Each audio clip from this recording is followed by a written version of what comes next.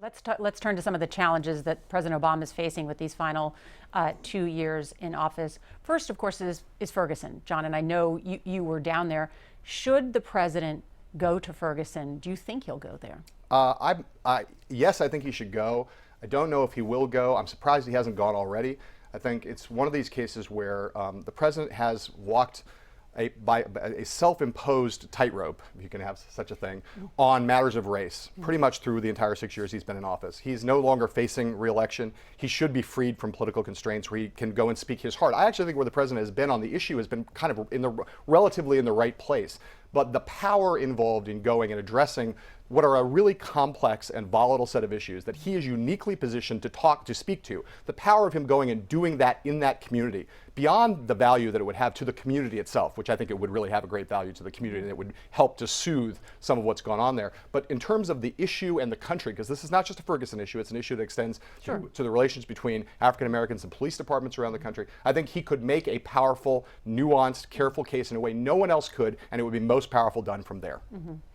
The challenge, of course, as you say, is for the president to make that nuanced case, to be in a position to speak where he's not seen as an advocate for one of the two sides, either law enforcement or the protesters. And so they're trying to balance, with the problem he had at the very night that it happened, which is speaking in a measured and deliberate way about the systemic issues that were happening long before the confrontation on the street that led to this.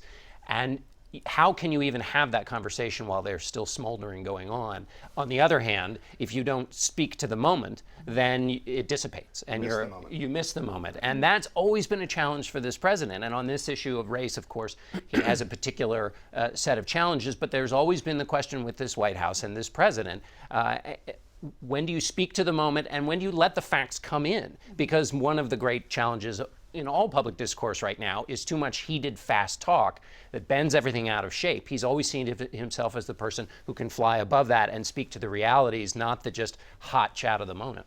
I think it's, though, people will say that one will remember that the speech he gave when he talked after the Trayvon Martin verdict is kind of a high point in this area in his administration.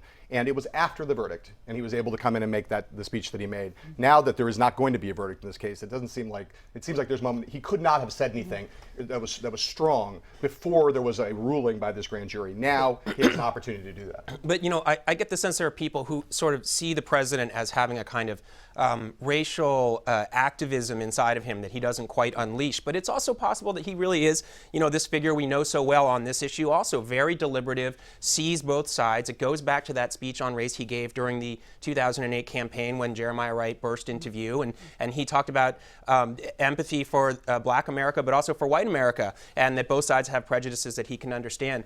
And you also get the sense that the administration is a little uncomfortable about the facts. I think, like so many people, they just don't feel entirely clear on what happened. You could almost imagine a kind of compromise if he had to do some sort of photo op. I think he clearly believes there are big systemic problems. Maybe he goes somewhere that's not Ferguson, where community policing is working really well and there is sort of racial comedy, and he can hail a program that works in this way and talk about the larger systemic issues while kind of avoiding the facts of the case and avoiding the violence and the looting we've seen that they're very nervous about. I think he meant comedy, C-O-M-I-T-Y, yes, not I did, comedy, of course. the other one. I gotcha. Yeah, thank you all. Great to have you. We'll be back in a moment with our exclusive interview with Pope Francis's first appointed American Archbishop. Stay with us.